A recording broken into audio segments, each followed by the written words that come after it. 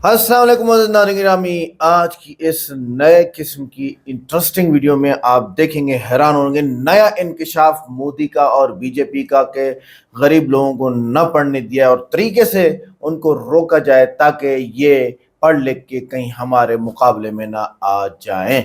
Youth blocking programme जो अभी हमारे सामने आ रहा है, आ चुका है। आइए इसको देखते हैं। वीडियो को लाइक करें, चैनल को सब्सक्राइब करें, वीडियो को व्हाट्सएप पे ज़रूर शेयर करें, कमेंट करके बताइएगा ये वीडियो कैसी लगी। ये भाई इंकशाफात कर रहा है आपके सामने। आइए देखते हैं वीडियो के एंड पे मैं भी कुछ इंकशाफात लेके आया हूं। साथियों, आज देश में ऐसी कौन सी स्थिति आ गई कि आज छात्रों और नौजवानों को सड़कों पर उतरना पड़ रहा है। अभी जब मैं आया तो कुछ पत्रकार साथियों ने मुझसे पूछा, कहा छात्रों का काम तो पढ़ना है और आप लोग उनको सड़कों पर उतार रहे।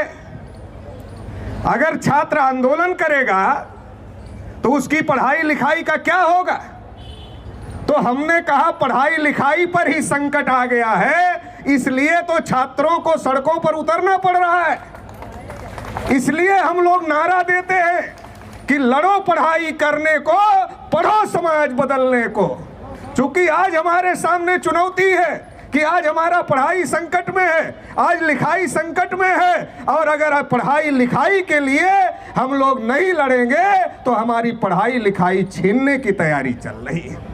और हम पढ़ना लिखना इसलिए चाहते हैं, केवल नौकरी के लिए नहीं पढ़ना चाहते, बल्कि इस देश को, इस समाज को बदलने के लिए पढ़ना चाहते हैं। तो पढ़ने के लिए भी लड़ना है और पढ़ने के बाद इस समाज और देश को बदलने के लिए भी लड़ाई करना है। इसके लिए विद्यार्थी युवा तैयारी कर रहे हैं। साथियों, अभी देश के जो हालात हैं, आप सभी लोगों को पता है कि इस देश में एक ऐसी व्यवस्था बनाई गई थी जिस व्यवस्था में इस देश के बहुसंख्यक लोगों को पढ़ने के अधिकार से, लिखने के अधिकार से, धन संपत्ति रखने के अधिकार से, बोलने सुनने के अधिकार से, कुर्सी पर बैठने के अधिकार से और तमाम प्रकार के अधिकारों से वंचित करने का काम इस देश की मनवादी और ब्राह्मणवादी ताकतों के द्वारा किया गया था।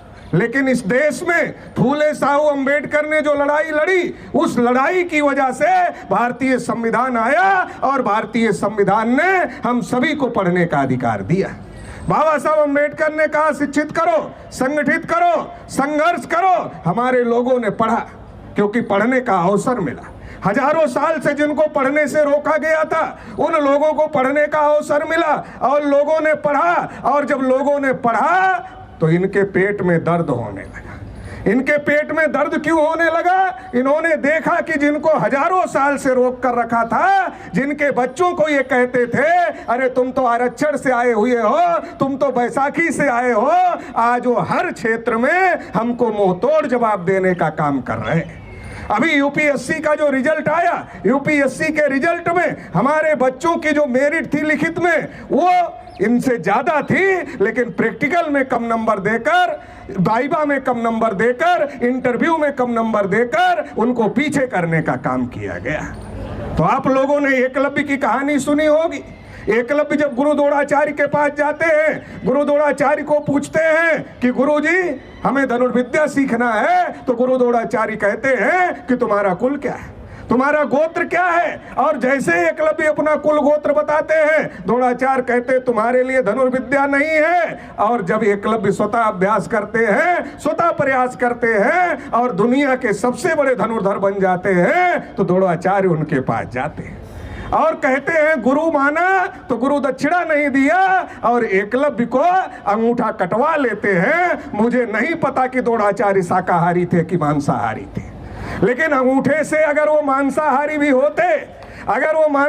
भी होते, तो अंगूठे में इतना मांस नहीं होता है कि उससे उनका पेट भर जाता। इसका मतलब खाने और चबाने के लिए, भूख शांत करने के लिए अंगूठा नहीं काटा गया। फिर ये अंगूठा क्यों काटा गया? अंगूठा इसलिए काटा गया कि इस देश में मूल निवासी बहुजन समाज में एक एकलव्य पैदा हुआ है, ये हजारों लाखों एकलव्य पैदा करेगा, और ये हजारों लाखों एकलव्य अगर पैदा हो जाएंगे तो ये इस देश में हमारी गुलामी गुलामी को बर्दाश्त नहीं करेंगे और गुलामी की बेड़ियों को तोड़ दें। आज जब देश में चाहे विधायिका हो, चाहे कार्यपालिका हो, चाहे न्यायपालिका हो, चाहे मीडिया हो, जब हर क्षेत्र में इन लोगों ने 3.5% के लोगों ने कब्जा किया हुआ है, लेकिन हमारे छात्र नौजवान पढ़ाई में हर जगह टक्कर देने का काम कर रहे हैं, इनकी चूल्हे अंदर से हिल गई। ये घबरा गए हैं, ये बौखला गए हैं, इनको समझ में नहीं आ रहा क्या करें, कैसे रोका जाए। ये तो हर क्षेत्र में मुकाबला कर रहे हैं, मेरिट में भी मुकाबला कर रहे हैं, हर जगह मुकाबला कर रहे हैं। कब तक दुराचारी बन के इनका अंगूठा काटा जाए, बड़ा संकट पैदा हो गया है। कब तक प्रैक्टिकल में कम नंबर दिया जाए, कब तक इंटरव्यू में कम नंबर दिया जाए, कितना कम दिया जाए। कम देने के बाद भी आगे जा रहे हैं, तो अभी ये लोग हमारी जड़ों में गर्म पानी डालने की तैयारी कर रहे हैं और इसके लिए पूरे देश भर में स्कूलों को बंद करने का काम किया जा रहा है। सरकारी स्कूलों में कौन लोग पढ़ते हैं? सरकारी स्कूलों में किसके बच्चे पढ़ते हैं? सरकारी स्कूलों में हमारे मूल निवासी बहुजन समाज के बच्चे पढ़ते हैं और इसलिए सरकारी स्कूलों को बंद किया जा रहा है और शिक्षा के निजीकरण को, शिक्षा के बाजारीकरण को बढ़ावा दिया जा रहा है, शिक्षा को व्यवसाय बनाया जा रहा है। सरकारी स्कूल कम होते जा रहे हैं, प्राइवेट स्कूल बढ़ते जा रहे हैं, प्राइवेट कॉलेज बढ़ते जा रहे हैं, प्राइवेट यूनिवर्सिटियां बढ़ती जा रही है, डिग्रियां बांटी जा रही है। रोजगार का कहीं अता पता नहीं है। नौजवान डिग्री लेता है, डिग्री लेकर घूमता है, फिर प्रदर्शन करता है, फिर यही सरकार चलाने वाले लोग उनके ऊपर लाठी चलाने का काम करते हैं। अभी यहाँ भी कुछ पुलिस वाले अनाउंस कर रहे थे, कह रहे थे कि यहाँ से निकल जाओ, अच्छा नहीं होगा।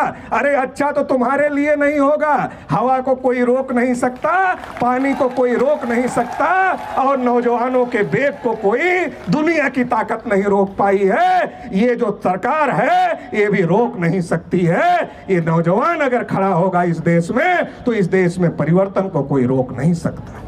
साथियों, ये जो कर रहे हैं इसको हम लोगों को समझने की जरूरत है कि आज हमको ये प्राइमरी एजुकेशन से तो वंचित करना चाहते हैं और हायर एजुकेशन और प्रोफेशनल एजुकेशन महंगी करके उससे भी हम लोगों को वंचित करना चाहते हैं और तमाम प्रकार से नौजवानों का शोषण करते हैं। कभी पेपर लीक के नाम पर, कभी भर्तियां निकाल कर भर्तियां ना करके, ऐसे तमाम प्रकार से पूरे देश में नौजवानों का शोषण हो रहा है। क्योंकि ये जो सरकार है और जो सरकार का मुखिया है, इसकी तो खुद की डिग्री का पता नहीं है। जिसकी खुद की डिग्री का पता नहीं है उसको डिग्री कितनी मेहनत से मिलती है ये कैसे पता होगा? उसको खुद डिग्री और उसके कुछ दोस्त हैं पूंजीपति, वो पूंजीपतियों की स्कीम पर काम कर रहा है, उसकी कोई स्कीम नहीं है क्योंकि उसको तो पता ही नहीं डिग्री की क्या कीमत है। वो पूंजीपतियों की स्कीम पर काम कर रहा है। इन्होंने तय किया है कि इस देश में सब कुछ, इस देश में कुछ सरकारी नहीं रहने देना है। पढ़ो लिखो डिग्री लो और जब नौकरी नहीं मिलेगी अपने आप ही नौजवान हतोत्साहित हो जाएगा। फिर परिवार वाले कहना शुरू करते हैं, क्या कहना शुरू करते?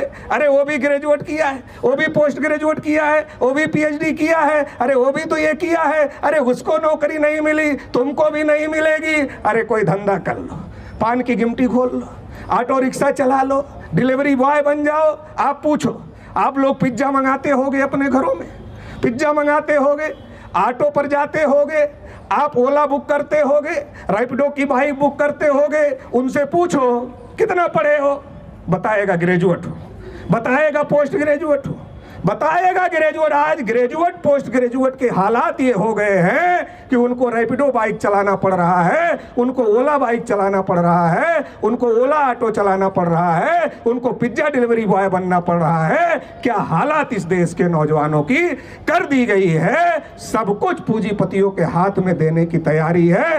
रोजगार खत्म करने का, आरक्षण खत्म करने का, एजुकेशन खत्म करने का बड़ा षड्यंत्र इस देश में चल रहा है। इसलिए यह लड़ाई केवल विद्यार्थियों नौजवानों की लड़ाई नहीं है, बल्कि इस देश के सभी लोगों की जो चाहते हैं इस देश में शिक्षा सबको मिलनी चाहिए, रोजगार सबको मिलना चाहिए, सबका प्रतिनिधित्व होना चाहिए, सबका विकास होना चाहिए, उन सभी लोगों की ये लड़ाई है। इसलिए राष्ट्रीय पिछड़ा वर्ग मोर्चा की तरफ से इस लड़ाई को समर्थन देने के लिए मैं यहाँ आज आप लोगों के बीच में आया हुआ हूँ और खुले तौर पर नरेंद्र मोदी को ये अल्टीमेटम देना चाहता हूँ। अभी तो ये अंगड़ाई लड़ाई है, आगे और लड़ाई है। अगर अभी तुम्हारे कान तक आवाज नहीं जाएगी तो आने वाले समय में संसद पर आने का काम हम लोग करेंगे। तो इसलिए ये मत समझो कि अभी खत्म हो जाएगा मामला, ये लड़ाई आगे बढ़ाई जाएगी और इसके लिए हम लोग आने वाले समय में और ज्यादा मजबूती के साथ में इस लड़ाई को आगे बढ़ाने के लिए काम करेंगे। इस मौके पर इतना ही कहते हुए आप सभी लोगों ने मुझे सुना, इसके लिए आभार, धन्यवाद। तो नाज़रीन गिरामी, ये थी आज की गरजदार तकरीर जो एक हिंदू, गालिबन ये हिंदू है, कर रहा है और मोदी हुकूमत को ललकार रहा है और नौजवानों को जगा रहा है। देखिए, एक बात तो है कि नौजवान तालीम हासिल करने के बाद भी नौकरी के लिए दर-बदर हैं और इंडिया भाग रहा है, इंडिया छोड़ के जा रहे हैं। मोदी हुकूमत के वादे हैं कि जो पूरे हो नहीं पाए। 2 करोड़ नौकरियां सालाना महज नारा साबित हुआ, 10 लाख नौकरियां भी नहीं दे सके और पिछले साल रिकॉर्ड सतह पर नौजवान बेरोजगार हुए। यूनिवर्सिटियों की फीस, ये एक बहुत बड़ी समस्या है, ये पता चलता है पेरेंट्स को। मैं एज ए पेरेंट ये बात कर रहा हूँ। पढ़ाई पे जो पैसा खर्च होता है ना पूछें, और रेगुलर खर्च होता है और बहुत सारा खर्च होता है। यूनिवर्सिटियों की फीस मुसलसल बढ़ रही है, गरीब और मुतवस्सित तबके के नौजवान आला तालीम से महरूम हो रहे हैं। हुकूमत निजी इदारों को बढ़ावा दे रही है। सॉरी, नौजवानों को मजहब की बुनियाद पर बांटा जा रहा है। बीजेपी के लीडर नफरत अंगेज तकरीरें करके सोशल मीडिया हम-आहंगी बर्बाद कर रहे हैं। इस माहौल में नौजवान इंतहा पसंदी की तरफ माइल हो रहे हैं। अच्छा, सरकारी IT सेल झूठ और नफरत पर फैला हुआ है। लाखों रुपए लेकर नौकरियां दी जाती हैं। नौजवानों की सोच को मुनज़्ज़म तरीके से जहरीला किया जा रहा है। हकीकी मसाइल की बजाय फर्जी दुश्मन बनाए जा रहे हैं। पेट्रोल, गैस और खाने पीने की चीज़ों की कीमतें आसमान को छू रही हैं। नौजवानों की तनख्वाहें इन खर्चों के मुताबिक नहीं बढ़ रही हैं और ज़िंदगी गुजारना मुश्किल होता जा रहा है। इसी तरह ज़रूरी इस्लाहात का नाम पर किसानों को नुकसान पहुंचाया गया है। देहाती नौजवान शहरों का रुख कर रहे हैं मगर वहाँ भी रोज़गार नहीं है। ना खेत में सुकून, ना शहर में सुकून। ये आवाम जाए तो कहाँ जाए? कोई सुकून देने वाला नेता और सियासतदान कब आएगा? जो नौजवान सवाल करते हैं इन्हें मुल्क दुश्मन कहा जाता है। यूनिवर्सिटियों में एहतजाज करने वालों पर मुकदमा दर्ज किए जाते हैं। ये जमहूरियत के मुंह पर तमाचा है, थूका जा रहा है जमहूरियत के मुंह पर। आगे नई भर्तियां बंद और पुरानी असामियां खाली पड़ी हैं क्योंकि नौकरी करने के बाद तनख्वाहें देने को पैसे नहीं हैं। उम्मीदवार इम्तिहानात के इंतजार में उम्र गंवा बैठे हैं। हुकूमत निजी कंपनियों के रहमो करम पर छोड़ चुकी है। नौजवानों को मूव लिंचिंग जैसे वाक़यात में मुलव्वस किया जा रहा है। ये तशद्दुद समाज में खौफ और बदअमनी फैला रहा है। हुकूमत की खामोशी इस मज़ालिम को बढ़ा रही है। हकीकत यह है कि मसाइल इतने गंभीर हो चुके हैं कि हुकूमत के संभालने के बस की बात रही नहीं, जब तक ये करप्शन और ब्यूरोक्रेसी को ख़त्म नहीं करते। बीजेपी के वज़रा तक ख़वातीन पर जुल्म की केसों में मुलव्वस पाए गए। नौजवान लड़कियां तालीम और रोज़गार में ख़ुद को गैर महफूज महसूस करती हैं। रियासती पुलिस भी इंसाफ नहीं देती है। ये भी मसाइल हैं। नौजवान को सच की बजाय प्रोपेगेंडा दिखाया जा रहा है। अखबारात और TV चैनल सिर्फ हुकूमत की तारीफ़ करते हैं। नतीजा, नौजवान हकीकत से दूर हो रहे हैं और नफ़रत कर रहे हैं। ये थी आज की वीडियो को लाइक करें, चैनल को सब्सक्राइब करें, वीडियो को व्हाट्सएप पे ज़रूर शेयर करें, कमेंट करके बताएं वीडियो कैसी लगी। मिलते हैं नेक्स्ट वीडियो में। अस्सलाम वालेकुम।